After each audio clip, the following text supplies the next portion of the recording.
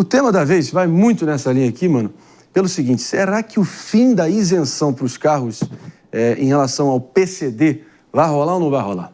Pelo visto, pessoal, as mudanças da reforma tributária podem fazer, meu caro PP, com que 95% das pessoas com deficiência percam o sonho do carro próprio. Vamos entender exatamente essa história com o próprio presidente da Associação Nacional de Apoio às Pessoas com Deficiência, o Abraão Dib, que está aqui com a gente ao vivaço no Morning Show. Tudo bem, Abraão? Como é que você está? Obrigado pela presença. Dá um panorama aqui para a gente realmente nos situarmos aqui. Qual é o efeito que está posto e que mudança específica é essa? Bom dia. André, bom dia a você, bom dia a todos que acompanham a Jovem Pan. É uma alegria estar com vocês, levando um dos maiores retrocessos da história contra o direito de ir e vir das pessoas com deficiência. Nós alertamos o Congresso Nacional, durante toda a tramitação da reforma tributária, que o projeto enviado para a Câmara dos Deputados e o Senado Federal era um dos maiores retrocessos, retirando o direito de ir e vir das pessoas com deficiência. Por que eu digo isso? O governo, os governantes não investem em transporte público com acessibilidade para a pessoa com deficiência. Nem o próprio Senado Federal tem acessibilidade para que as pessoas cheguem ao Senado Federal e à Câmara dos Deputados. Com isso, o que a pessoa com deficiência faz? Já que não há investimento em transporte público, a pessoa compra o próprio carro. Ela paga um próprio carro para ela poder ir ao trabalho, ir à educação, ir à saúde. E o governo, em contrapartida, concedia a isenção de alguns impostos, como o IPI e ICMS na aquisição de veículo 0 quilômetro e o IPVA para veículo também seminovo. O que a reforma tributária diz? Olha, nós vamos manter a isenção. Só que só terá direito à isenção a pessoa que tiver a necessidade de uma adaptação externa ao veículo. O que isso significa? Aquele carro que sai da concessionária com câmbio automático e a direção hidráulica elétrica, ele não vai dar direito à isenção. A pessoa tem que ter uma adaptação externa, tem que ter um pomo no volante, tem que trocar o pedal, tem que trazer o acelerador e freio para o volante, tem que mexer no carro para poder ter direito à isenção. O que isso significa? Uma discriminação entre as próprias pessoas com deficiência. O amputado, por exemplo, de perna esquerda, vou citar um exemplo para vocês. O amputado de perna esquerda compra um carro, sai da concessionária dirigindo um carro que saiu da concessionária, com câmbio automático e direção hidráulica e elétrica. Este vai perder o direito à isenção, porque ele não tem adaptação externa no veículo. Já o amputado de perna direita, que vai ter que comprar um carro e vai ter que alterar o acelerador e o freio e trazer para o volante, ele vai ter direito à isenção.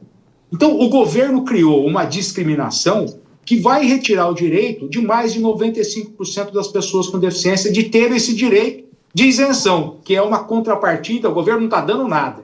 O governo não investe e, por isso, oferecia esses benefícios dessa isenção, mas agora está cortando, mesmo que com os alertas que nós fizemos no Congresso Nacional. É impressionante, Abraão, impressionante, ainda mais levando em conta que, claro, de pessoas dessa faixa etária de 2 anos a mais, claro que, enfim, tem muitas crianças contempladas nisso, mas estamos falando de 18 milhões e 600 mil brasileiros, o último levantamento do IBGE, que são pessoas com deficiência, né? Só para a gente ter dimensão desse grupo, né, afetado. Vamos que vamos, então, aqui com a nossa bancada para as próximas perguntas, Abraão. Vou aqui com o nosso David Tasso. Fica à vontade. Sim. Abraão, esse entendimento também dessa mudança é em relação, porque houve uma certa mudança em relação à compra dos carros PCDs, porque as pessoas que não tinham deficiência acabavam adquirindo, ou uma deficiência muito leve. Você acha que também essa mudança foi revista por conta disso ou não teve nada a ver? Olha, Tarso, eu entendo o seguinte: eu tenho um cachorrinho na minha casa. Se o cachorrinho tiver um carrapato, eu vou matar o carrapato, não vou matar o cachorro. Se houve alguma fraude, nós somos contra a fraude. Quem foi responsável em aceitar a fraude foi a Receita Federal. Porque quando a pessoa compra um carro, ela passa por um processo dentro da Receita Federal para ter a isenção do IPI e do ICMS. E aí o governo não fez nada para combater a fraude dentro da Receita Federal. Aí ele vem e ataca o segmento num todo. Nós somos contra esse tipo de coisa. Sou totalmente contrário. Mas nós já questionamos onde é que está a fraude? Quantos fraudadores foram processados pelo Ministério Público Federal para devolver a isenção que ele teve? Mas o governo prefere, ao invés de combater, acabar retirando o direito. Então não adianta você retirar o direito de todo mundo para depois querer dizer, não é bem assim. E mais, hein? O próprio governo federal, o próprio Ministério da Fazenda já admitiu esse erro na reforma tributária. Só que admitir, através de uma nota do Ministério da Fazenda, é uma coisa. E o presidente da República ter vetado isso na reforma tributária é outra totalmente diferente. Somos contra a fraude, Tarso, e nós não podemos penalizar todos em função de poucos que tiveram esse benefício. Uhum. Volto a repetir aqui, né, pessoal? É assustador como nunca a solução no Brasil é acabar com os privilégios, nunca é diminuir supersalários, nunca é dar o exemplo, cortar na própria carne, enxugar a máquina pública, é sempre para criar uma nova taxa ou retirar o benefício de quem realmente mais precisa. E está aí um exemplo escandaloso aí que a gente está diante. Baita de um depoimento seu, Abraão. Eu vou aqui com o nosso PP, então, para a pergunta final do nosso papo aqui tão importante.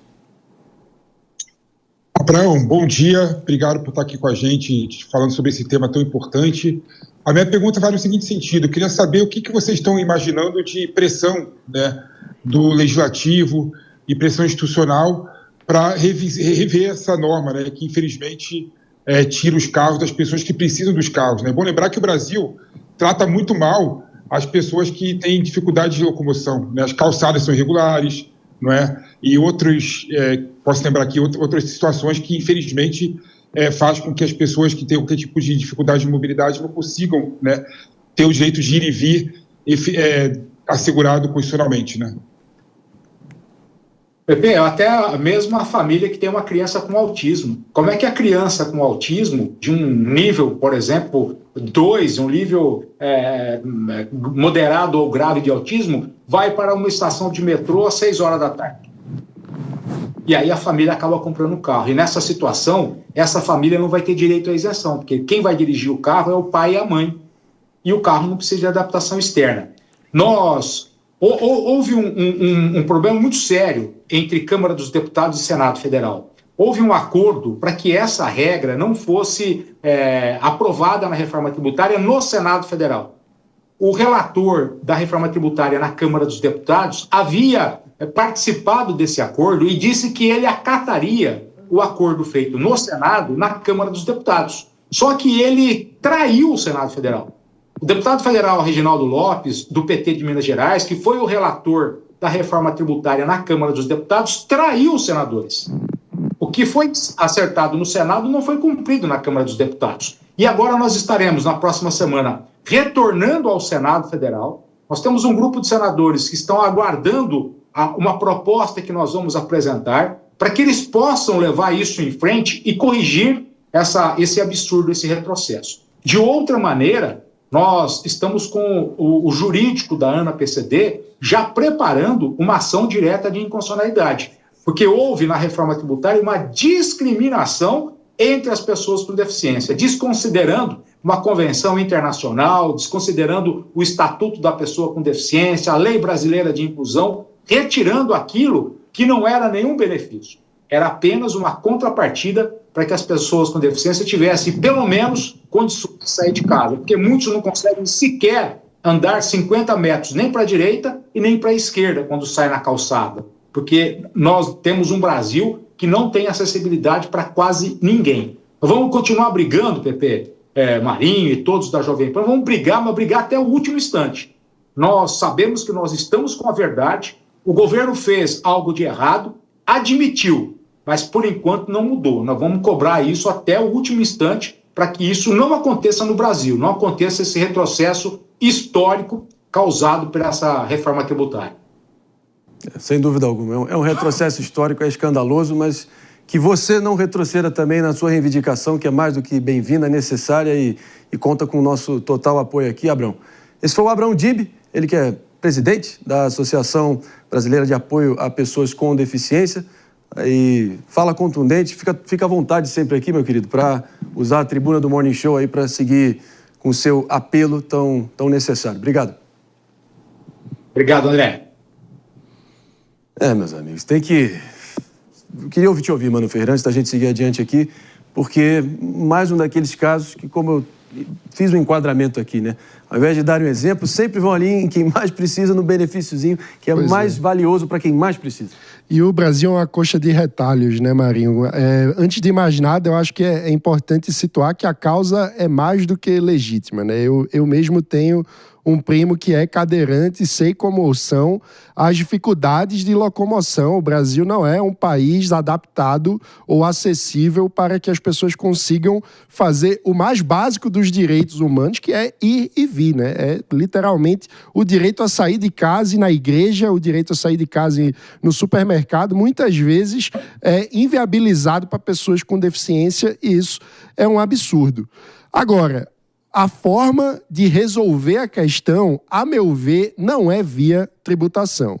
É via política pública direta. E a gente coloca dentro do orçamento federal e faz uma destinação de recurso direta para as pessoas com deficiência, porque isso aumentaria a transparência e, inclusive, a capacidade de avaliação da qualidade, do desempenho da política pública. Ou seja, tributo, né? A reforma tributária não deve ser pensada para resolver todos os problemas do Brasil. A reforma tributária é um instrumento para lidar com a arrecadação de recursos. E aí, quanto mais simples for o sistema, melhor para todo mundo. Porque a criação de uma colcha de retalhos que faz com que cada item tenha uma tributação diferenciada hoje no sistema atual é uma das causas da complexidade do sistema tributário que faz com que o nosso ambiente de negócios seja tão ruim. Então, em resumo, a causa é mais que legítima, precisamos de uma política pública para